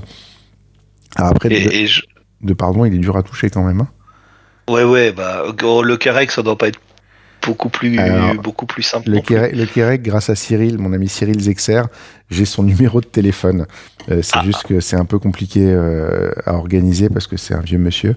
Mais en vrai, le Quérec serait assez faisable, je pense, plus que de pardon. Moi, j'ai l'adresse postale de Pardon d'il y a 20 ans, si tu veux. Okay. Hein, s'il n'a pas déménagé depuis. Je sais pas si c'est toujours la même, mais. C'est pour te dire à quel point j'y pense quand même. Il y a 3 ou 4 ans, il y avait une copine de classe de ma fille dont les parents s'appelaient De Pardon. Enfin, tu vois la liste des trucs et j'ai été voir le père et j'ai dit est-ce que vous avez un rapport avec Raymond? Et il me dit qui? Laisse tomber, t'as pas de rapport avec lui. Alors vous n'avez pas de rapport. Et j'étais dégoûté, je me suis dit putain, si j'arrivais à le choper comme ça serait juste mais extraordinaire quoi. Et malheureusement ouais non, t'as des gens comme ça sont compliqués. Et après, je pense que c'est des mecs tellement énormes que je suis pas sûr d'arriver à en sortir vraiment quelque chose. Tu sais, Julien, je crois que ce que j'ai retenu et ce que j'ai appris, c'est qu'en fait, si tu demandes pas, on te dira jamais oui. Oui, ça c'est une certitude. Mais j'ai une anecdote. J'ai pris un vent il y a quelques jours. Je me baladais dans le Palais Royal, je faisais et je vois un Leica Q3 qui passe. Et je vois une coupe de cheveux, des cheveux blonds, longs, et je reconnais la personne. Je me dis, mais c'est lui. Et je vais le voir, et je prends mon plus bel accent anglais et je lui dis, est-ce que vous êtes Peter Thornley? Parce que Peter Thornley, c'est un photographe. Alors, je sais pas s'il est américain ou s'il est anglais, mais il habite à Paris. C'est un type qui doit avoir entre 70 et 80 ans, qui produit beaucoup de photos. Il n'y a pas une petite carrière? Une petite carrière, effectivement. Et le type se retourne et il me dit non, je suis pas Peter Thornley, je suis David Thornley. Et c'était son frère, c'est son jeune frère. Et je commence à lui dire, bah voilà, j'ai une chaîne YouTube, j'interviewe des photographes. Il m'a dit non, ça m'intéresse pas, merci, au revoir. Mais si j'avais pas été lui demander, bah j'aurais jamais su. Et par exemple, il y a exactement la même scène s'est produite au début du mois de janvier. Et ben c'est ce qui m'a permis d'avoir une interview de Pierre Pellambert, sinon je l'aurais jamais interviewé. Parce que tu y as été. Non, mais après, la question aussi, on parle souvent de gens, de maturité, enfin, moi, j'en parle souvent, en tout cas, quand on me suggère certains noms, que je trouve, soit eux ne sont pas prêts, soit moi, je suis pas prêt. Je pense que Bernardon, par exemple, je suis pas prêt. C'est un monstre, en fait. Je suis qui pour aller me poser des questions à ce mec-là, en fait. Et je pense qu'il y a un stade, quand j'ai fait Éric Bouvet, c'était un peu les débuts du podcast où j'étais encore un petit peu vert. Si je refaisais l'interview d'Éric Bouvet aujourd'hui, je referais pas la même. J'ai eu la chance de le revoir il y a pas longtemps. Je pense que avant de le revoir, il n'avait pas une grande estime pour moi après cette interview-là. Et le fait qu'on ait discuté, qu'il ait pu voir un peu mon travail, je pense que ça va un petit peu mieux maintenant. Mais voilà, je pense honnêtement que j'étais pas prêt à interviewer Éric Bouvet. Quand j'ai interviewé Éric Bouvet, je pense que je suis pas prêt à interviewer Bernardon, par exemple. C'est le deuxième épisode que j'ai écouté Bouvet. Mais il est monumental, Éric Bouvet, franchement. Oui. Et juste, Peter et David Thornley sont jumeaux. Ça explique la ressemblance. Je pensais qu'il y en avait un qui était plus vieux que l'autre. D'accord, ok, ils sont jumeaux. Non. Et si jamais tu arrivais à l'interviewer, rassure-toi, hein, tu lui poses 3 questions et tu as 4 épisodes. Hein. Oui, je me doute, mais je sais pas, il y a des gens comme ça. Avant que tu arrives à le faire s'arrêter de parler, celui-là. Ça peut être. Mais après, tu vois, moi j'aimerais bien aussi Harry Gruert. Ça serait juste mais magique d'avoir un mec comme ça. Tu sais quoi, les choses appellent les choses, c'est-à-dire que je sais que moi, à un moment donné, j'ai craqué. J'ai envoyé des messages à des gens que je me disais qu'ils répondraient jamais. J'ai envoyé un message à Valérie Jardin sur Instagram, qui est une grande dame de la photo. Je sais. Et elle m'a dit, peut-être qu'on se revoit, parce que comme elle me dit, d'habitude, je viens en été, mais là, avec les Jeux Olympiques, je viendrai pas, mais peut-être que recontactez-moi en septembre, octobre, et puis peut-être que si je viens sur Paris en octobre, on fait quelque chose ensemble. Elle est extraordinaire, Valérie. Oui. Et tu sais quoi, dans la foulée, ce que je me suis dit, c'est j'ai discuté avec Valérie Jardin. Après, j'ai envoyé Bon, alors, c'est des bouteilles à la mer que j'ai envoyées, mais j'ai envoyé un message à Alan Chaleur. D'accord. Je me suis dit, je tente, j'ai rien à perdre. Et alors, il t'a répondu ? Toujours pas. Ça va venir. T'as écrit en français ou en anglais ? Parce qu'il parle pas français. Hein. Si, sa mère est française. Ah ouais ? Ah, donc il parle français. Et d'ailleurs, en fait, j'ai fait une vidéo sur lui et en fait, il est venu. Il y a un mec qui est venu mettre un commentaire en disant oui, c'est pas bien ce qu'il fait. Moi, j'ai assisté à son workshop et il est venu répondre sur la vidéo. Et ça m'a fait ma journée. Il a dit ouais, vous me connaissez pas très bien, donc votre commentaire est pas génial. Par contre, la vidéo est bien. Merci. Mais et effectivement, tout ça en français parce que effectivement, sa maman était française. D'accord. Je crois qu'elle est plus de ce monde. Ok. Non, mais bon, après, tu vois, on dit, j'ai pas forcément osé Bernardon. Il y a plein d'autres que je tente aussi. Et des fois, il y en a qui répondent positivement. Des fois, il y en a qui me connaissent. C'est ça qui est très drôle. C'est quand tu as des gens comme ça que tu te dis... Enfin, tu sais, t'envoies un message, tu fais voilà, je suis un podcasteur, donc t'expliques trucs et tout. Il fait ah oui, je t'ai écouté, j'ai écouté ton épisode avec un tel, c'était très sympa. Et en fait, ça lance des discussions, mais j'ai quand même eu... Enfin, j'ai une grosse liste. Là, elle est dans mon sac, mais j'ai une liste de 40 ou 50 noms à qui j'envoie des messages régulièrement. Là, celui que j'essaie vraiment d'avoir en ce moment... Et qui ne me répond pas parce que je pense que c'est un community manager qui gère son compte, c'est Mathieu Forger. Et c'est du très très lourd, Mathieu Forger. C'est vraiment très original ce qu'il fait, j'aime beaucoup. Je sais pas si vous connaissez ou pas son travail. C'est le danseur photographe. Exactement, c'est le fils de Guy Forger. Le fils de Guy Forger, c'est ça. Exactement. J'ai vu passer un truc sur lui il y a pas longtemps. Il fait des photos en lévitation et c'est assez dingue. Et en fait, pendant longtemps, je le suivais, je trouvais ce qu'il faisait génial, mais j'arrivais pas à définir si c'était lui le photographe. Et en fait, c'est lui le photographe. Enfin, c'est-à-dire que c'est lui qui prépare la photo. C'est effectivement pas lui qui appuie sur le bouton, mais c'est lui qui conçoit la photo du début à la fin. Donc techniquement, pour moi, c'est lui le photographe. En plus, tu pourrais relancer le débat sur qui est le photographe, celui qui conçoit ou celui qui appuie. Exactement. Est-ce que c'est le singe qui a appuyé sur la photo, qui est propriétaire de la photo? Il y a eu un débat à la con comme ça. Oui. Il m'avait fait hurler parce que comme c'est le singe qui a appuyé sur le bouton, il y avait une association de défense des animaux qui voulait que l'argent lui revienne. Moi, j'ai une autre suggestion d'invité auquel je viens de penser là, qui mêle à la fois mon côté lyonnais et ma passion pour la photo de musique. C'est Richard Bellia. Je connais pas. Richard Bellia, c'est une légende de la photo de musique lyonnaise et un peu mondiale, enfin pas mondiale mais européenne. Il a dans les années 80, il vivait à Londres et il bossait pour je sais plus si c'est le NME ou l'autre grand magazine concurrent de l'époque. C'est un pote du chanteur de The Cure voilà, j'ai plus le nom en tête évidemment. Robert Smith, ouais. C'est un ami de Robert Smith et ses photos de concert sont, je trouve, et ses portraits d'artistes sont, je trouve, exceptionnels. D'accord. Par contre, je préviens tout de suite, lui, il voue un culte et une vénération à l'argentique. D'accord. Et il considère qu'une photo faite avec du numérique n'est pas une photo. D'accord, bah ça peut être un débat intéressant.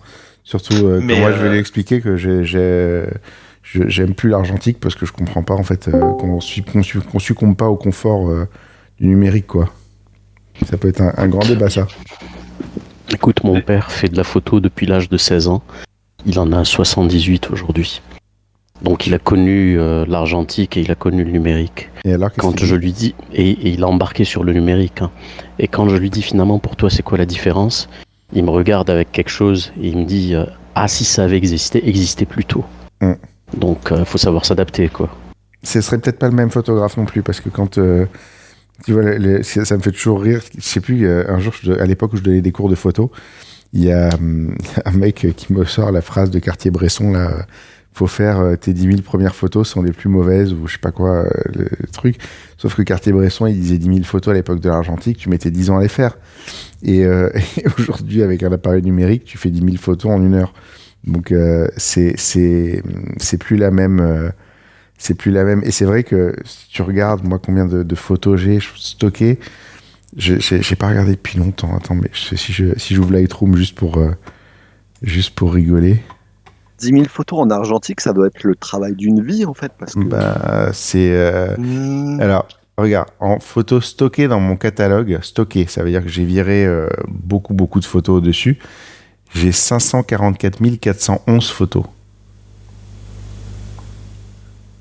Oui, mais toi, t'es professionnel. Oui, mais c'est te dire que mes premières 10 000 photos, ça représente mes 6 premiers mois d'activité. Et il y a un mec qui m'avait sorti ça en me disant bah Sarah, moi j'ai déjà fait 10 000 photos, c'est bon quoi. En fait, t'as fait quoi comme 10 000 photos? Parce que c'est quand même. En numérique, c'est trop facile en fait. Moi, j'ouvre un appareil photo, je fais un mariage, j'en suis à 10 000. Il est plus usé, mon appareil, en un événement que la plupart des appareils photo des gens normaux, tu vois.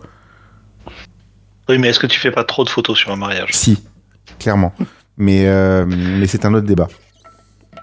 Non, mais le coup des 10 000 photos, clairement, aujourd'hui, ce serait plutôt les 10 000, en fait, tes 10 000 photos qui passent ton premier editing, en fait. C'est ça, c'était 10 000 photos éditées. C'est 10 000 photos que tu as rendues. Ce qui est pas, et encore même pas que tu as rendues. C'est les 10 000 photos qui valent la peine. Mais c'est tellement possible de mal interpréter cette Je pense qu'il y a aussi beaucoup d'ironie dans ce qui est, enfin, où il se moquait un peu des gens, je pense, quand il disait ça. C'est très probable. Moi, ça me rappelle la phrase de Schwarzenegger où les gens allaient le voir en lui disant je ne voudrais jamais être aussi musclé que vous. Et il les regardait en disant vous inquiétez pas, ça n'arrivera jamais. Ça te résume bien le truc. Ouais. Et c'est vrai, en fait, c'est un choix pur et dur. Et que ce soit de la photo ou que ce soit de la muscu, en fait, c'est un investissement personnel tel qu'en fait, si c'est pas le but ultime de ta vie, tu y arriveras jamais, quoi. Comme ça qu'il faut le voir. La photo aussi. Purée, j'ai lancé... je voulais savoir combien de photos j'avais sur mon disque externe. Ouais. Donc j'ai fait un alt entrée sur le dossier. C'est en train de tourner encore. Je suis à 30 000 seulement. Oh, petit joueur. Ouais. Il y a une très belle anecdote de Martine Franck, qui était la femme de Henri Cartier-Bresson. Ouais. Henri Cartier-Bresson détestait qu'on le prenne en photo. Ouais. Et en fait, elle le tannait régulièrement. Ils étaient mariés, donc voilà.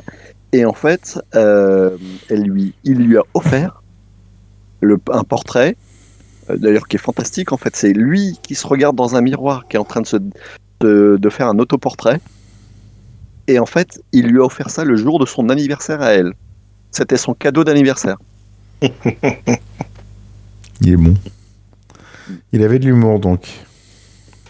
A priori, oui. Apparemment, je sais plus, j'avais lu une interview de quelqu'un qu'il avait rencontré en disant « Vous êtes mon héros ».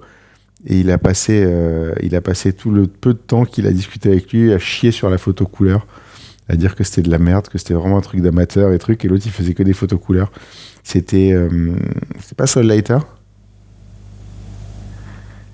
C'est possible que ça ait été Soul Lighter. Je crois qu'en gros, il était connu que pour les photos couleurs. Et Cartier-Bresson l'avait décalqué, mais un truc impressionnant. Donc comme quoi, des fois, quand faut Martin Parr est rentré chez Magnum, en fait, Cartier-Bresson ne voulait pas que Martin Parr rentre chez Magnum. Donc c'est peut-être Martin Parr dont il parlait avec la photo couleur. Je sais pas, mais en tout cas, je sais qu'il était connu pour avoir des positions assez tranchées. Effectivement, c'est bien et c'est pas bien les positions tranchées. C'est-à-dire que tu passes vite dans le camp du gros casse-couille, quoi. On parlait de Dan Milnor tout à l'heure, qui lui hésite pas à prendre des positions. Pour le coup, j'aime bien, mais bon, lui, il a toujours. En fait, il prend des positions, mais bizarrement, aujourd'hui, ce qui est très très rebelle, c'est d'être modéré, en fait. C'est trop facile d'être aux extrêmes, et c'est vachement plus compliqué d'être modéré et d'être raisonnable. On va lancer un débat politique. aux heures les plus sombres du pays. Amine, il s'en fout, il est au Canada. Écoute, non, mais je suis l'actualité. J'ai mon frère qui vit à Paris depuis une vingtaine d'années maintenant. Donc je vais se réfugier chez toi, là, parce que ça s'annonce pas bien de notre côté. Hein. Ouais. Écoute, venez ici, il y a de la place. Ouais. Je pense. Ne transformons pas ça en libre antenne politique.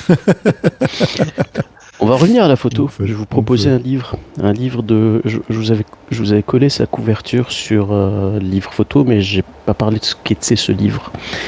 C'est un livre photo de Charles-Frédéric Ouellet. C'est un photographe bien d'ici qui a refait tout le trajet de Louis Joliette, qui était un explorateur français installé ici, et qui était le premier non-autochtone, c'est-à-dire le premier non-amérindien d'origine, à cartographier le fleuve Mississippi.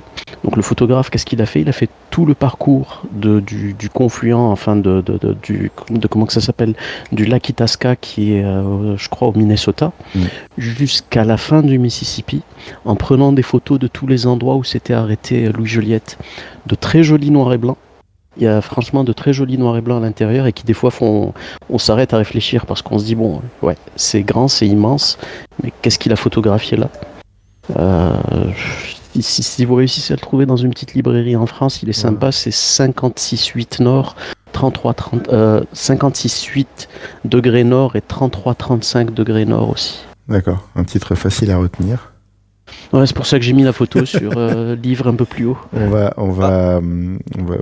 vais regarder, je mettrai le lien dans les notes d'épisode, comme ça les gens le retrouvent facilement. Un autre photographe qui a fait un fabuleux travail autour du Mississippi, c'est Alex Soth. Oui. Qui fait un livre qui s'appelle Sleeping by the Mississippi. Et effectivement, c'est ça, c'est littéralement ça. En fait, il a été à la rencontre des gens qui habitent le long du Mississippi. Mais de toute façon, tous les projets road trip me font triper littéralement. C'est un truc un peu, c'est pas le Mississippi, ça fait moins rêver, mais c'est mon pote Gilles Vautier qui a fait la National 7 à scooter. Il a sorti un bouquin il y a pas longtemps, là il passe à la télé en ce moment et tout. C'est c'est génial en fait. Gilles, je l'ai reçu dans le podcast, je sais plus quel épisode c'était, mais c'est un photographe vraiment de série.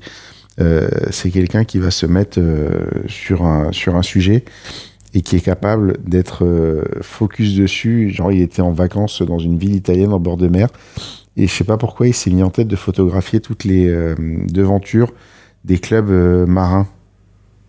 Et il a fait ça tout le voyage. Apparemment, sa femme elle pétait un câble à un moment parce que bon, il s'arrêtait plus quoi. Mais en fait, ça fait une série démente quoi. Et c'est le genre de mec qui dit tiens, je vais me faire la National 7, il part en scout, il se fait toute la National 7 et il fait des photos tout du long. Et ce côté road trip aventure m'éclate parce qu'en fait ton histoire elle est toute faite et après t'as plus qu'à la dérouler quoi. C'est le lien. Ah non, oui, Alex Soth, ok. Dans le genre road trip, comme Amine, tu parlais du salon livre, je suis allé revoir le salon livre. Et Cyril a posté un roman de Patrick Barr. Et Patrick Barr, il est romancier, mais il est photographe aussi à l'origine. Et moi, je l'ai eu comme maître de stage, on va dire, à l'école. Et il a un livre de road trip, de voyage que je trouve exceptionnel, qui est transsibérien, où il a fait deux voyages d'hiver et un voyage d'été. Au départ de Moscou en transsibérien, et il a fait les 3 arrêts parce que tu peux t'arrêter à Oulan-Bator en Mongolie, à Pékin je crois, et en Sibérie. Et il a fait tu commences avec un voyage d'hiver à l'Ixpan en noir et blanc, ensuite tu changes de papier, tu as un voyage d'été en couleur au Lomo LCA+, et ensuite tu as le dernier voyage d'hiver de nouveau à l'Ixpan en noir et blanc. Et le bouquin est extraordinaire. Voilà, ajouter à la liste des lectures. Voilà, c'est une bonne raison d'aller aussi sur le Discord, du coup. On suggère des bons livres, on suggère des bonnes citations, on suggère des bons podcasts. Attends, du coup, vous me remettez dedans. J'osais pas aller sortir de la discussion, mais du coup... Mais attends, je me Tu peux cliquer sur les salons sans souci de quitter le... C'est ce qui m'inquiétait. Alors, c'est marrant, j'ai pas été récemment et j'étais passé à côté. Merci pour le rattrapage, parce que j'étais complètement passé à côté. Pas mal. Bon, il y a des belles choses à lire. Et donc, Amine, celui-là, c'est celui que tu as... Ouais, Charles-Frédéric Ouellet, c'est celui que t'as recommandé. Bah écoutez, je pense qu'on est pas mal là. Ça fait une petite heure et demie qu'on enregistre. On vous propose qu'on termine la discussion sur cette note positive de aller lire des beaux livres et faites-vous plaisir. Et puis on refera un petit épisode. Je pense qu'on en refera régulièrement en fait. C'est plutôt sympa comme format. C'est assez ouvert. C'est plutôt cool. Ça vous a plu? Je sais pas ce que vous en avez pensé. Écoute, on peut se dire un par mois. On peut se dire un par mois. On peut faire des discussions non enregistrées aussi. Ce sera peut-être moins planifié à l'avenir parce que je me rends compte qu'en fait, enfin, tu prévois, mais bon, au final, je suis pas sûr que ça ait vraiment l'intérêt de prévoir. Peut-être on fera. Donc il y a un salon. Donc les gens qui veulent nous rejoindre, tiens, si jamais ça vous intéresse, puisque cet épisode est enregistré, sera diffusé en tant qu'épisode de podcast. Si vous voulez nous rejoindre, on a donc un serveur Discord qui est à l'adresse www.dlodp/discord, donc DISCORD. Donc déjà, venez nous rejoindre sur le serveur et discuter avec nous. Et donc dans ce Discord, il y a un salon vocal qui s'appelle Libre Antenne. Donc ce que je vous propose, c'est que quand il n'est pas enregistré, on va y parler comme ça de manière régulière. Quand il n'est pas enregistré, il s'appellera simplement Libre Antenne. Et quand il est enregistré, il s'appellera Libre Antenne avec, entre parenthèses, REC pour record. Comme ça, vous savez qu'on enregistre et que ce que vous dites peut être potentiellement diffusé en tant que podcast. Mais c'est une très bonne idée d'en faire un régulièrement. Et je pense que c'est ce qu'on va faire parce que c'était plutôt cool et c'était plutôt chouette pour une fois de ne pas avoir un plan tout tracé et de pouvoir avoir des suggestions qui venaient d'autres personnes et qui venaient d'autres esprits que le mien en tout cas. Merci à tous. Merci à toi. Merci. Merci. Et je coupe l'enregistrement et puis Cool. à la prochaine. À la prochaine. À la prochaine. Salut. Ciao. Salut.